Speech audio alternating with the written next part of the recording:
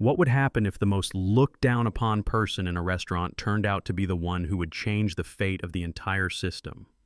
Friday night, Fire Fork, a bustling downtown grill house, hummed with the clatter of cutlery, rushed orders, and warm yellow lights flickering over tense faces caught in the storm of peak hour.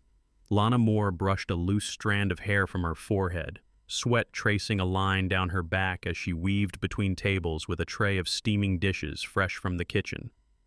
She had been on her feet since noon, her legs threatening to give out, but her gaze remained unusually focused. To Lana, every customer deserved to be treated with dignity, even if no one else in the restaurant seemed to share that belief. At the front counter, Kayla was chatting with Derek, the two of them laughing as they glanced over at a man who had just walked through the door. He looked to be in his early 50s, wearing a plain button-up shirt and slacks, nothing flashy, no designer watch, no air of business about him. No one greeted him, no staff moved toward him. The man stood quietly, hands in his pockets, eyes scanning the room as if waiting for something, but all he received in return was indifference. Kayla gave him a quick look, then turned to serve a couple who had just entered behind him, effectively leaving the man behind as if he didn't exist. From across the floor, Lana had seen everything. Nothing was overt, yet something about the moment felt deeply wrong. She set her tray down at the service station, adjusted her apron, and walked directly toward the stranger. "Good evening, sir. Welcome to Fire Fork. May I show you to a table?" she said with a gentle but sincere smile. The man looked at her for a long moment, not rushing his response, then nodded slowly. "Someone finally saw me." His words made Lana pause just for a second, and the entire room seemed to hush. Behind her, Kayla narrowed her eyes and Derek smirked with a sneer. What they thought didn't matter. Lana had long grown used to being the outlier on this team, the server who didn't care if a customer looked wealthy or not, who didn't play favorites for tips, who simply did her job with quiet respect.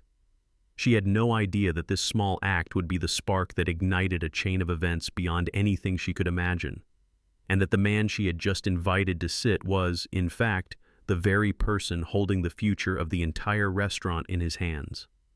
The next morning, sunlight streamed through the small window and cast a pale glow on the faded Fire Fork sign. Lana walked in for her shift as usual, hair neatly tied up, apron clean, the same smile on her face, even though her sleep had barely stitched together after a long, draining night. She had no idea that just a few steps ahead, everything she had worked so hard to preserve was about to be erased with a single nod. "Lana, step into the office for a moment," came Brent's voice, cold and stripped of his usual friendliness. She paused for a second, then nodded. Inside the familiar little room where brief staff meetings used to be held, the air now hung heavy, like the calm before a storm. Brent sat behind the desk, hands clasped, eyes avoiding hers. "We've been reviewing the team. I'm sorry to say the restaurant needs to streamline staffing, and you're the first on the list." Lana froze, not immediately grasping that the words were real. "I'm being let go?" she asked, her voice laced with disbelief. Brent looked up with a faint smile that didn't reach his eyes. "Nothing personal, just orders from above. You understand?"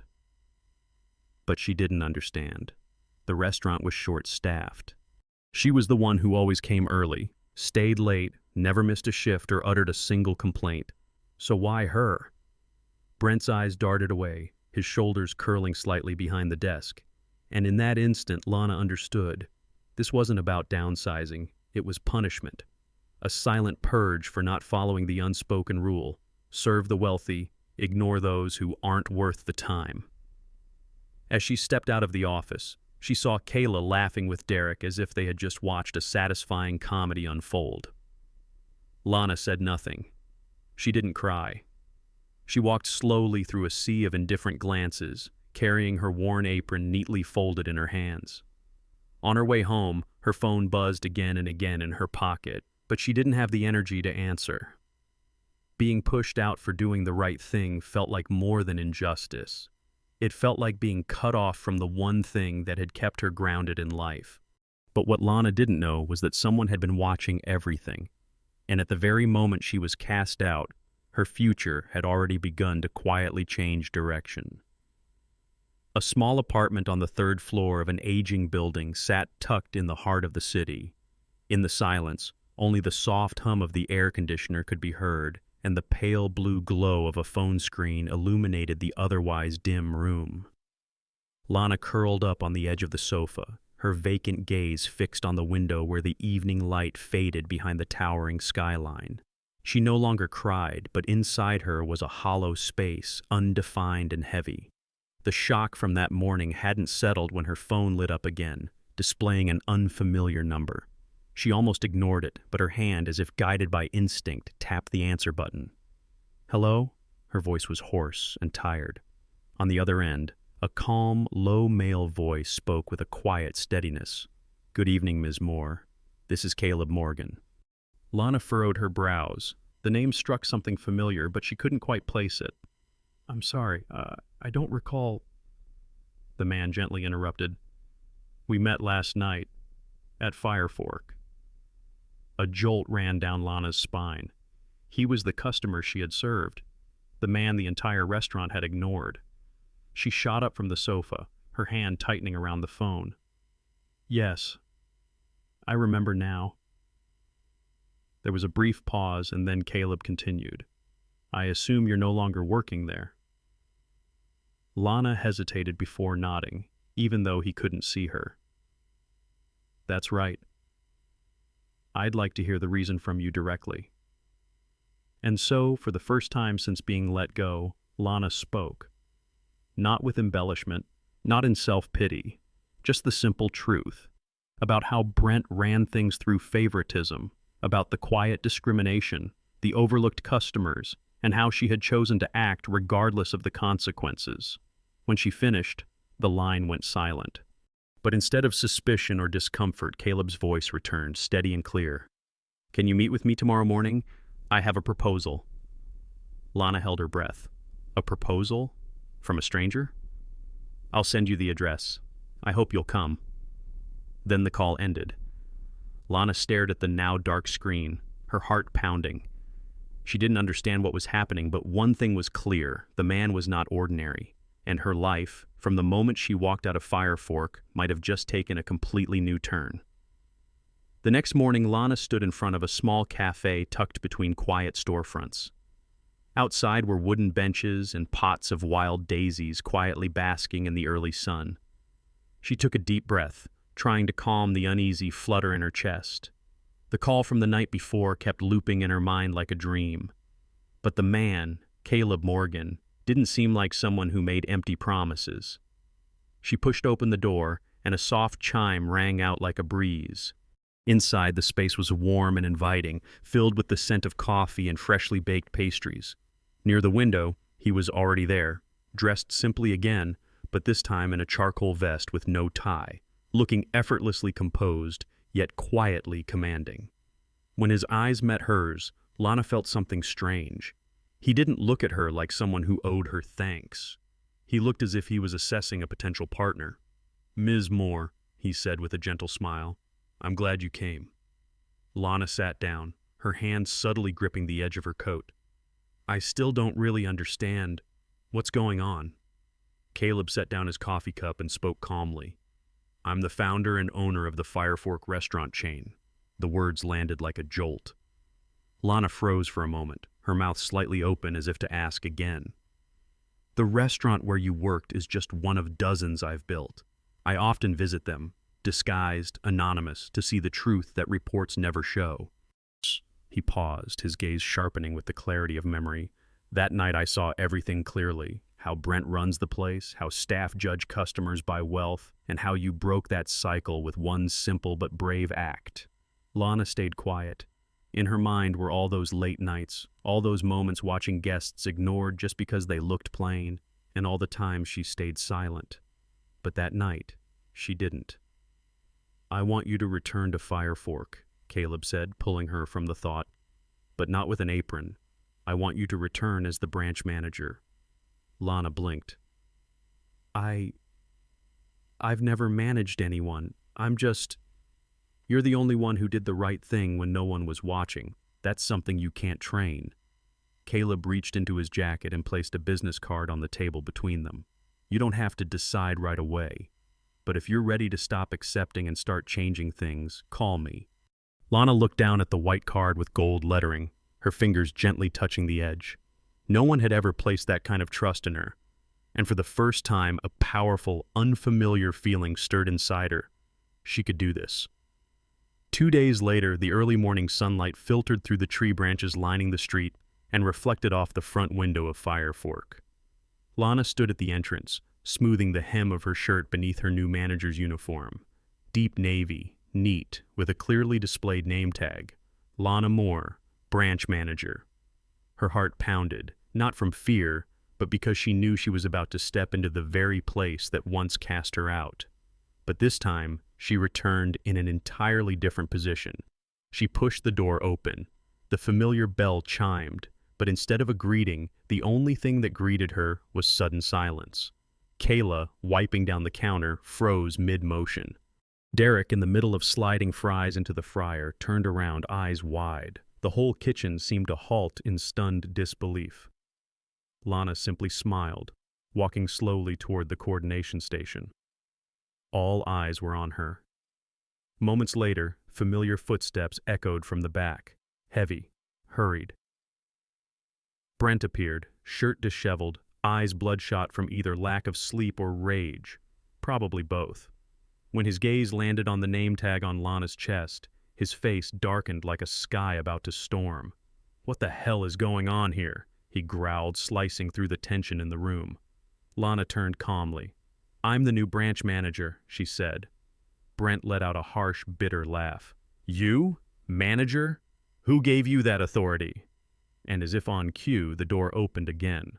Caleb Morgan stepped inside, still in his understated suit, hands in his pockets, eyes sweeping over the room as if reappraising everything in it. The air froze. Brent stammered, "Mr. Morgan, this is—" "There's nothing to discuss, Brent," Caleb interrupted, his voice soft but sharp as a blade. "I've observed this branch long enough, and what I've seen is laziness, favoritism, and a team run on impulse.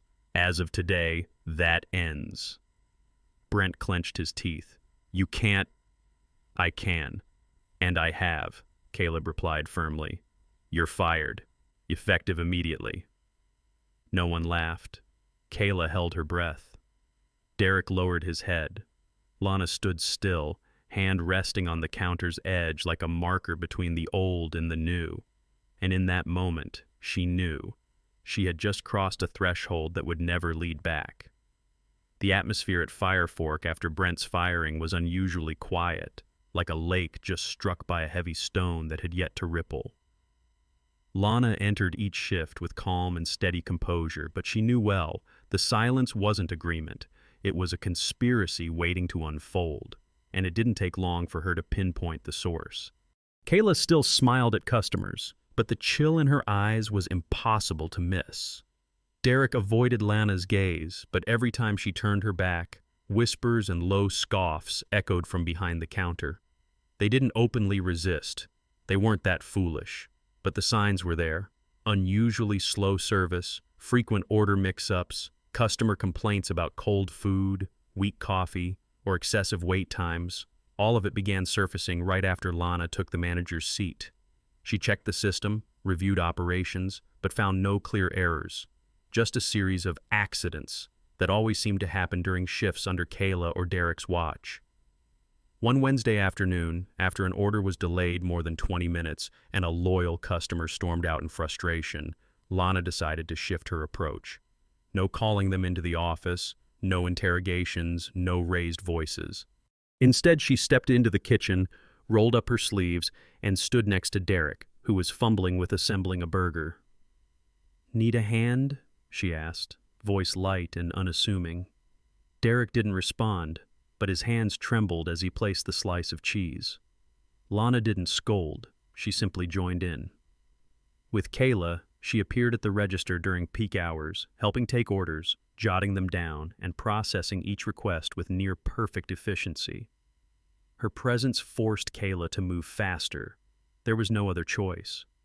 When customers began thanking them profusely for the quick service, Lana smiled and looked Kayla straight in the eye. "This is the pace I want us to keep," she said. Kayla pressed her lips together but said nothing. Lana knew this was only the beginning. The two hadn't given up, but she hadn't come here to beg for peace. She came to restore order. And she wasn't about to back down because of cold stares in the dark. Not now, not ever. Saturday night, the time Fire Fork once proudly claimed there was never an empty table. The restaurant was packed, the smell of grilled meats and fries wafting all the way to the sidewalk. But instead of the smooth coordination of a well-oiled machine, Lana sensed something was off. Drinks were delayed, orders were mixed up, and customer complaints were mounting. Not because it was crowded, but because some people were deliberately getting things wrong. Lana stood near the order counter holding a clipboard as she monitored the flow of orders. Derek was slowly pouring soda as if he were daring time itself, while Kayla in the kitchen prepared dishes out of order, clogging up the delivery line. An older customer slammed his hand on the table, frustrated. "I ordered 25 minutes ago." Lana immediately stepped in to apologize and promised to fix it. But as she turned around and caught Kayla's fleeting glance, that subtle smirk, she understood. They were pushing her to the edge.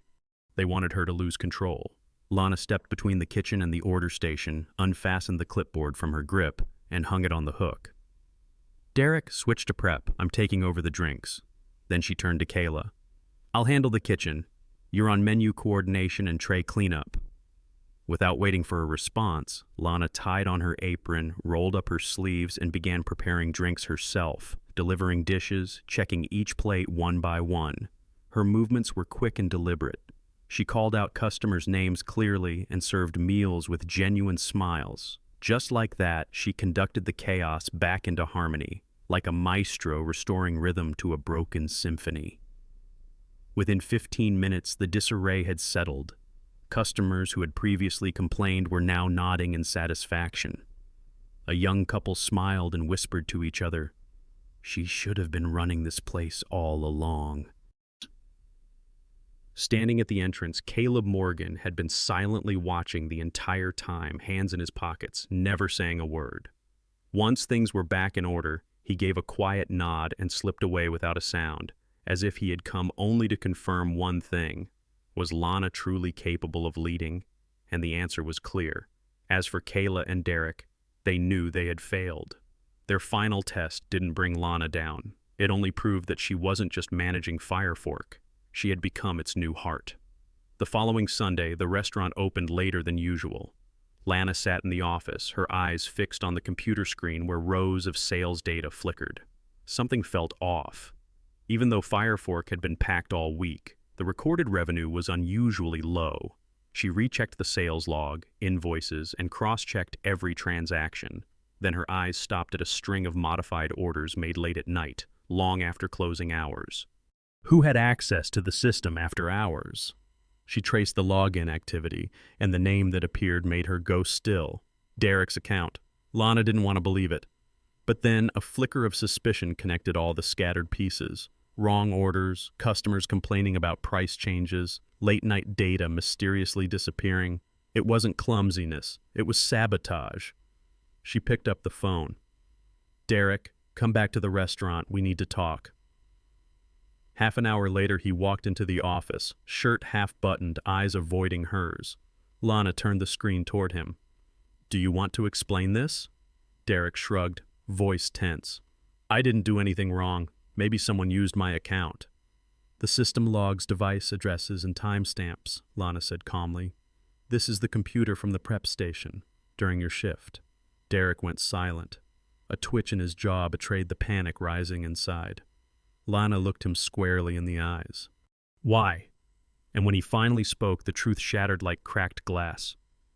"It was Kayla. She said if I helped, everything would go back to the way it was. Brent could come back, and you'd be seen as a failure." Lana clenched her fists, but her voice remained steady. "You chose to betray because you were afraid of change, Derek." He bowed his head, offering no more excuses. But before she could respond, a familiar figure pushed the door open. Kayla. "You're such a coward," she spat at Derek, then turned to Lana. "I'm not going to deny it. Yes, I wanted you gone. You didn't deserve to take the place of someone who actually knew how to run this place. Lana said nothing. She pressed a button on the desk, and the security footage appeared, showing Kayla secretly altering orders on Friday night. Kayla's eyes widened, but it was already too late. Both of you will be held accountable, Lana said firmly. Not because I hate you, but because Fire Fork deserves a future that's fairer than this. And with that, 2 employee badges were collected, and 2 figures walked out of the restaurant in silence, carrying with them a piece of the toxic past that Lana knew she would never allow to return. 3 days after Kayla and Derek left, Fire Fork seemed to come back to life. No more unusual mistakes, no more whispering, no more quiet tension in every step the staff took. New faces began to settle in, and some of the previously silent employees now stepped up to help Lana during the busiest shifts. But for Lana, it still didn't feel over. One question lingered in her mind. Did Kayla act alone, or was someone else behind it all? Then one late night, as Lana was reviewing the accounting records, a knock tapped against the restaurant's glass door. She looked up, and her heart clenched. Brent.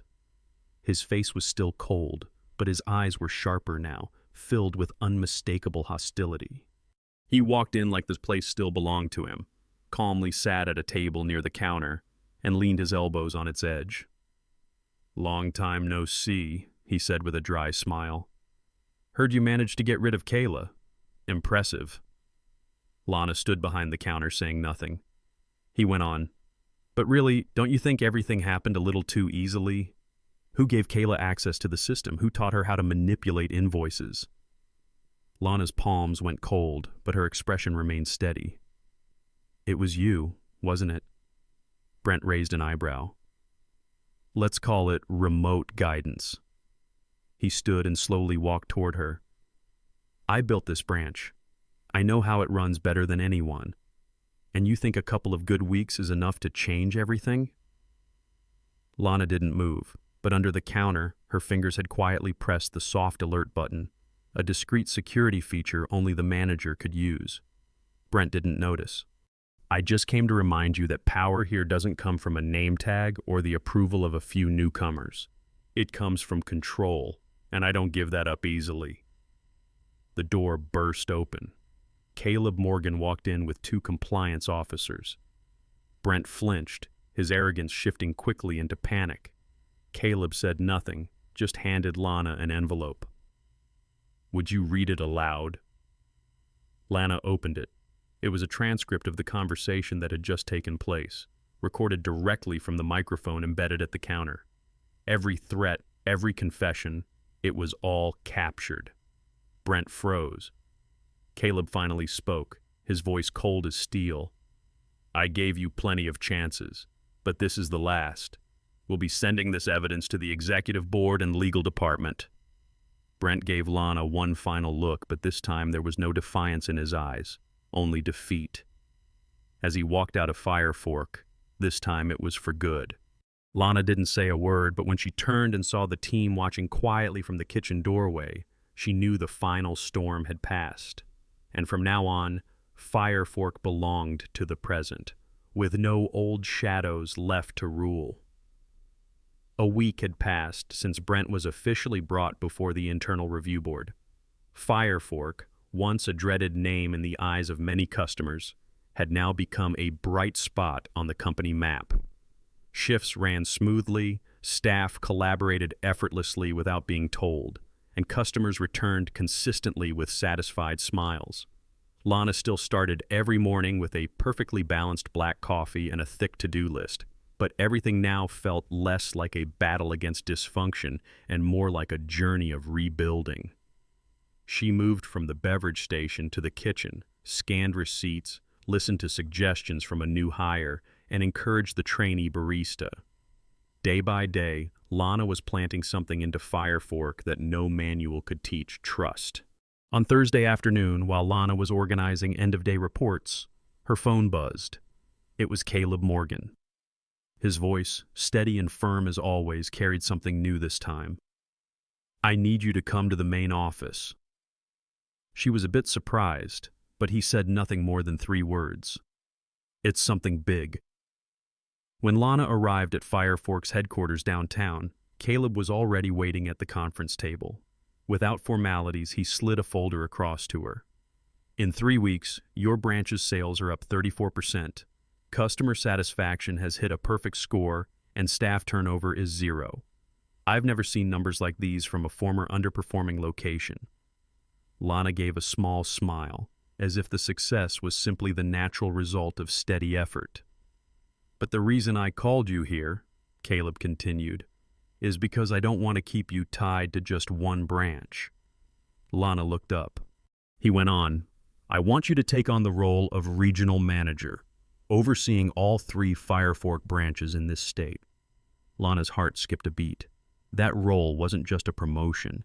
It was rare recognition for someone who had once been cast aside, seen as someone without value.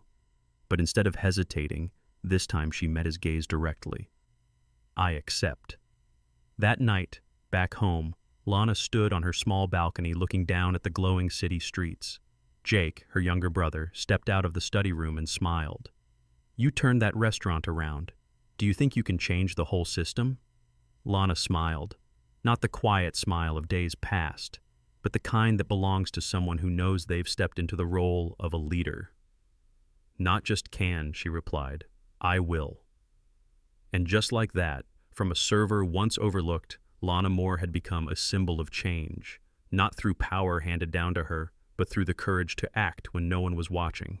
No one thought she would make it this far, but she proved that true strength doesn't lie in titles. It lies in the hands of those who hold on to what's right, even when they stand alone. And her journey was only just beginning. Company culture cannot be measured by revenue or performance charts. It shows itself in the way a server who's been looked down on still chooses to treat others with kindness, or how a manager dares to stand up within a broken system to defend what is right. As a content creator, I believe Lana's story is not just a tale of rising through the ranks, but a reminder that sometimes a single act of integrity in the midst of indifference can begin to change an entire system. If you too believe in the power of honesty and courage, hit like to support stories like this, subscribe so you won't miss what comes next, and leave a comment with the words, "I choose to stand," if you've ever done the right thing, even when it meant standing alone. We may not be able to change everything in a day, but we can start right where we are.